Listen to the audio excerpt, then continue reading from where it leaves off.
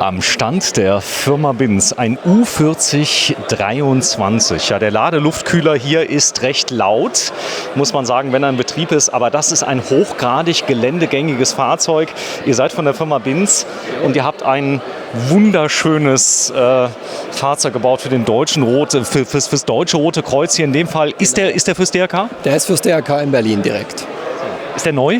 Der ist brandneu. Wir haben ein Fahrzeug, das fährt im Außengelände schon im Einsatz und die bekommen jetzt sozusagen den zweiten. So, die Konfiguration bei Mercedes-Benz ist nicht trivial. Das heißt, ihr könnt, glaube ich, tausende von Möglichkeiten wählen. Wie geht ihr da vor? Richtig. Also wir gucken, was brauchen wir für Schnittstellen, um unseren Ausbau später damit auch ideal zu verknüpfen und gucken natürlich auch im CAD, dass wir Länge, Breite, Höhe Vorgaben von dem Kunden mit einhalten. Und müssen natürlich auch Sachen berücksichtigen, wie zum Beispiel hier vorne die Seilwinde, dass wir da entsprechende Vorbereitungen mit bei dem Daimler schon ordern, beziehungsweise dann auch für den Kofferaufbau, dass wir entsprechende Hilfsrahmen und Verstärkungen mit vorbestellen. Das sieht man hier. Die habt ihr selbst gebaut hier? Die haben wir einrüsten lassen, die Seilwinde von der Firma Fischbacher in der Kooperation mit dem Deutschen Roten Kreuz. Die haben das als Vorgabe mitgemacht. Ja, alles, was man direkt vom Hersteller bekommen kann, ist natürlich gut. Also sage ich mal, das hilft ungemein. Unter anderem Unterfachschutze müssen ja mittlerweile E-Kennzeichen haben und alles. Also das ist gar nicht mehr so trivial, oder? Nein, das ist richtig. Und da gucken wir, was gibt es schon am Markt und was kann man direkt auch mit von den OEM bestellen. So, was ist hier für ein Motor drin? Kurz Beschreibung, Leistung, weißt du es? Also es ist von der Modellausführung her ist es ein 5023 mit 231 PS. Die lang. Genau. Ja. Der Hubraum, was hat er? Kann ich gar nicht sagen. Ist nicht schlimm. So. Also es ist ein Unimog. Unimog ist eigentlich ja ein Fahrzeug für wirklich harte Verhältnisse. Wo wird der denn wahrscheinlich eingesetzt? Kann das zum Beispiel eine Katastrophe sein, die passieren kann? Hochwasser? Genau, Hochwasser, Katastrophenlagen, irgendwo Berge, schwieriges Gelände, wo sonst andere Fahrzeuge versagen würden, kommen diese Fahrzeuge zum Einsatz. Ja, ihr seid ja bei der Redmobil. Wie kommen denn diese Fahrzeuge an? Das sind ja ganz spezielle Autos. Natürlich wirken sie erstmal impulsiv. Man schaut von außen drauf und sieht natürlich erstmal ein riesiges Fahrzeug. Das kommt natürlich auch hier super gut an. So, Serienbereifung ist mit drauf. Vorne sieht es relativ original aus. Hinten, das kommt alles von euch. Das ist an der Kabine festgemacht, nehme ich an, oder? Genau, das ist auf den Hilfsrahmen befestigt. Darauf wird ein Kofferaufbau gesetzt. Und in dem Kofferaufbau sozusagen findet sich alles, was der Rettungssanitäter oder der Rettungsdienst oder das Einsatzszenario entsprechend fordert. Wie ist der entkoppelt, der Rahmen? Dass, ich sag mal, die Kräfte nicht auf den Rahmen wirken? Das ist eine originale Vorgabe mit vom Daimler. Da halten wir uns auch strikt an die Aufbauherstellerrichtlinien. Das ist sozusagen über eine 3-Punkt-Aufnahme geregelt, wo wir nur uns mit 3 Punkten original auf den Daimler-Rahmen befestigen und dann auf einen Hilfsrahmen aufsetzen und darauf natürlich dann den Kofferaufbau. Das ist zum Beispiel auch eine Erweiterung, was man hier gerade sieht.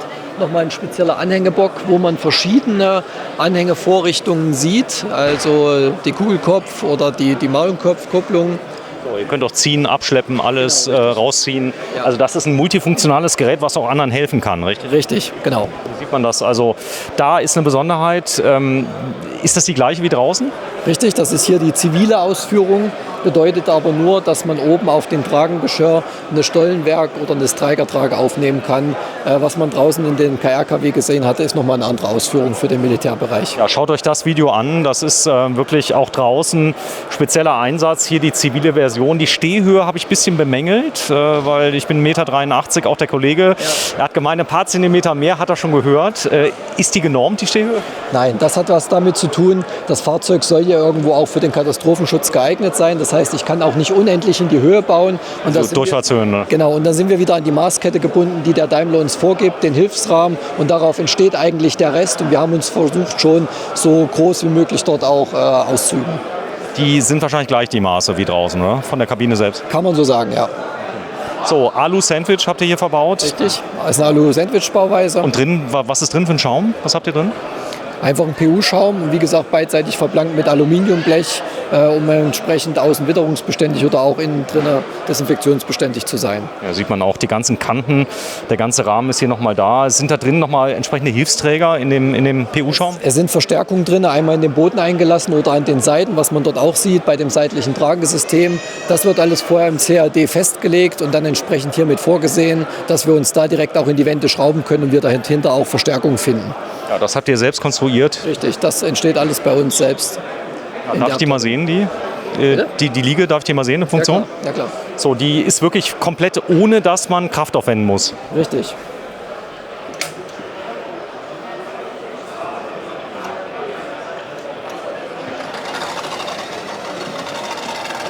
Also vom Prinzip her dasselbe wie beim KRKW.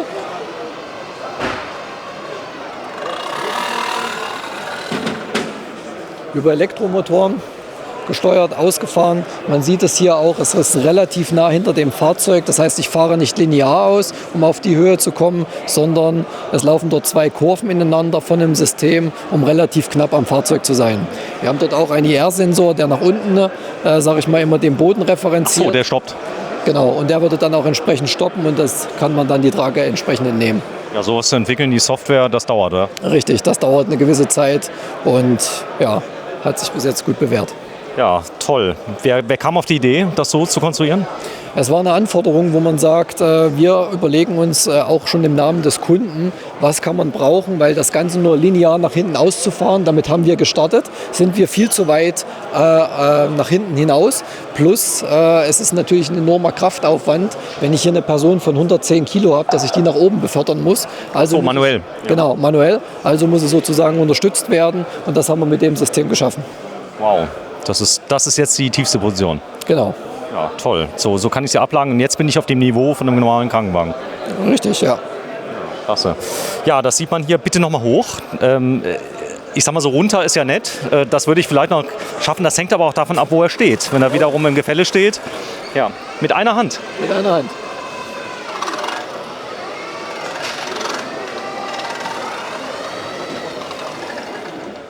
Und das habt ihr auch simuliert, im Prinzip am Rechner, die Funktion? Genau, einmal im CAD konstruiert, wie die Verfahrkurven sind und natürlich dann auch über Lebenszyklen-Test auch mal probiert, hoch, runter, dann auch mit Gewichten wirklich belastet. Wie weit ist es dort möglich, ja.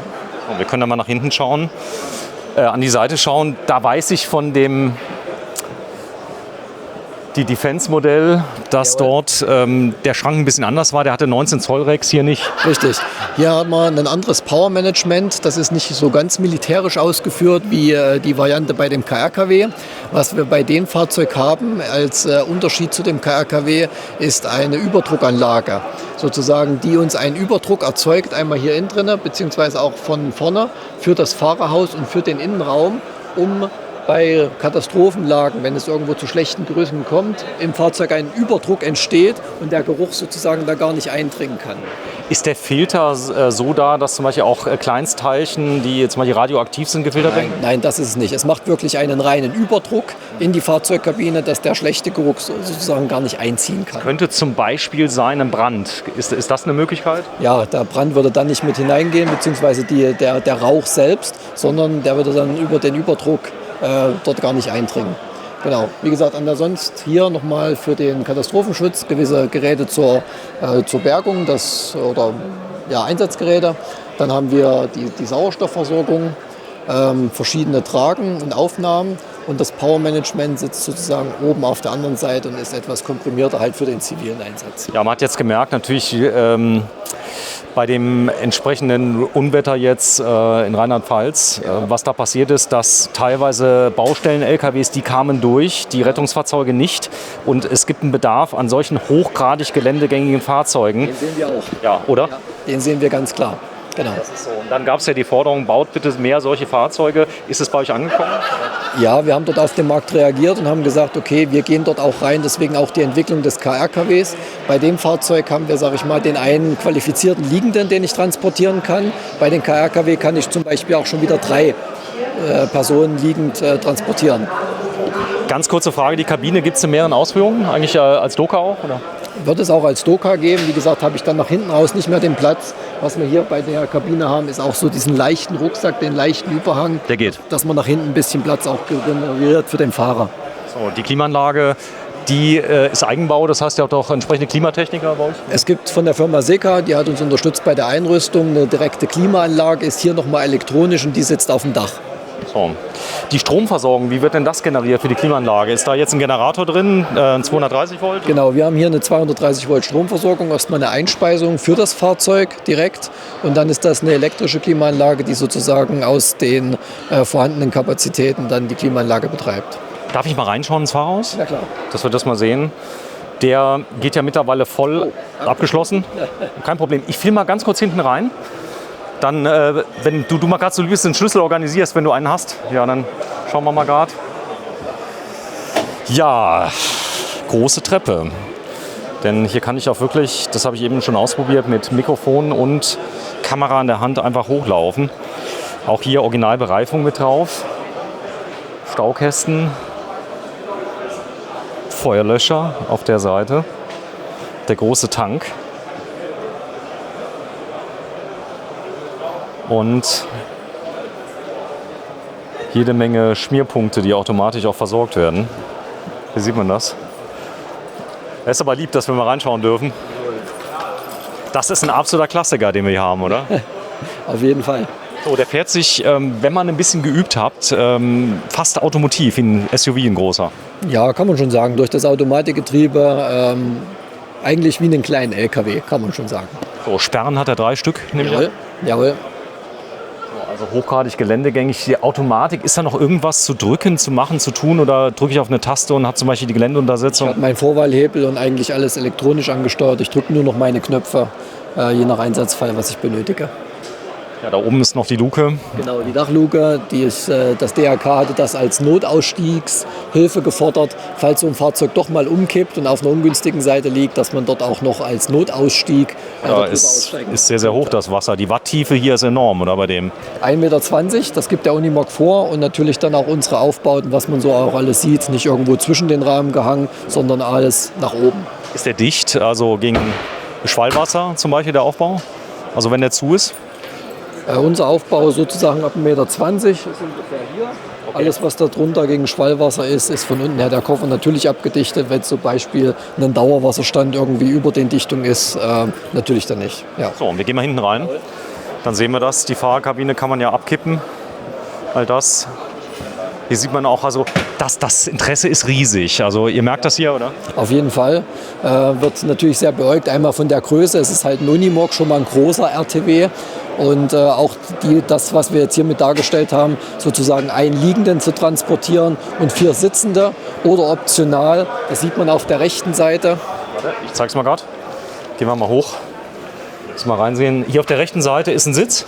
Genau. Achso, zwei Sitzplätze. 2 Sitze. Die kann ich umklappen und könnte dann dieses System umklappen und kann da nochmal eine Trage mit platzieren, dass ich in Summe dann 2 Liegende und 2 Sitzende transportieren kann. So, ich habe eine Anhängerkupplung dran. Hier kann ich richtig auch was mitnehmen, transportieren, Sandsäcke hinten drauf.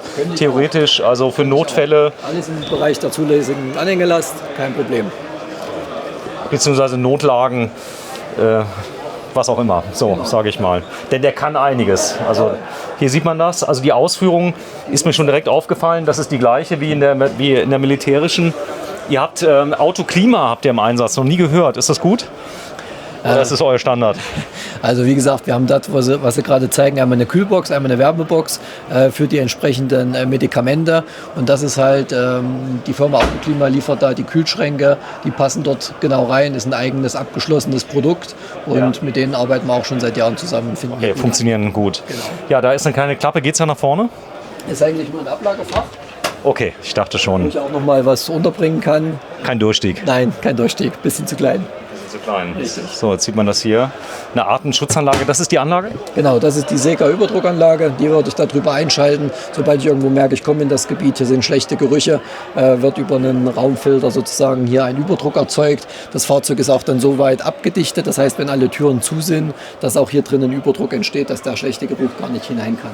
So, was wäre hier normalerweise an der Stelle? Das ist unser Mediboard und da können verschiedene medizinische Geräte wie eine Absaugpumpe, ein Defibrillator oder ähnliches angeschlossen werden. Hier drüben habe ich dann die Anzeige über die Sauerstoffversorgung, dass ich auch vorne sehe, wann sind meine Flaschen leer und wann muss entsprechend umgeschalten werden. Ohne Ebersbecher drin. Es soll ja auch nicht kalt werden. Standheizung auch mit vorhanden. Standheizung. Bei den kälteren Temperaturen. Also, alle Klarheiten wurden beseitigt. Die Liege ist natürlich der Hingucker. Macht auch wirklich Sinn, weil wie will ich die Leute runterkriegen sonst? Ich muss sie hochtragen. Genau. Oder irgendwie hochschieben. Ja, das wird dann schwierig. Also, das ist eine wirklich tolle Konstruktion, das mit der Vollautomatik. Ihr habt sie Crash getestet. Richtig, mit 10G. Ja. Das ist sozusagen das Zehnfache des Eigentlichen, was dort drauf liegt und das natürlich auch in alle Richtungen. Also ist einmal komplett schon durchgetestetes Produkt. Ja, das war gar nicht billig, oder? Richtig. So, hier vorne, ich zeig's mal gerade, das ist ein bisschen Tauwasser an der Klimaanlage. Aber das ist so. Früh gelaufen, jawohl. Ich habe das Gefühl, die Stehhöhe ist höher hier. Bei dem. Also ist 2-3 Zentimeter höher, weil gerade eben. Könnte sein, ja. So, wir sind fertig. Deine Funktion, was machst du bei BINS? Ich bin Projektleiter, beziehungsweise ich leite das Projektmanagement und bin als Prokurist tätig. Wie viele Leute habt ihr bei BINS insgesamt? Wir sind am Standort Ilmenau 220 und mit dem Standort Plauen nochmal 110 dazu. Also in Summe der BINS Automotive 330. Ihr könnt alles realisieren. Das heißt also, ihr baut ja das Fahrzeug, hier könntet ihr jetzt entsprechend replizieren. Genau. Gibt es 2 gleiche Fahrzeuge, die ihr baut, so Kleinserien? Das ist zum Beispiel eins davon. Das DRK in Berlin hat 3 Fahrzeuge davon und einer, wie gesagt, ist gerade draußen auf dem Erprobungsstand, der Redmobil. Eins steht hier drinnen und das andere wird demnächst übergeben. Ist das, was draußen fährt im Kreis? Genau. Jawohl. Das fährt die ganze Zeit schon. Genau, ne? richtig, richtig. Die sind jetzt schon übergeben im Einsatz? Oder die beiden? Einer. Der wird als nächstes übergeben und der dritte folgt aktuell. Das Feedback, wie ist das? Bis jetzt ganz gut, dass es bei uns angekommen ist, ja. So, es ist ja so. Also, wenn ihr die nächste Ausschreibung habt, es muss ja nicht immer der günstigste, es gibt ja viele Kriterien für eine Ausschreibung. Man kann ja da sagen, also das ist, glaube ich, auch so eine Geschichte und BINS, glaube ich, ein Urgestein in der Branche, oder? Richtig, wir haben halt schon viel Erfahrung auch in dem Militärbereich und man ist dort überall schon zu finden und auch gerade in diesen Fahrzeugen haben wir uns halt etabliert und entwickeln uns auch immer weiter. Ja, Sebastian Weber, vielen, vielen Dank. Heute ist der 10.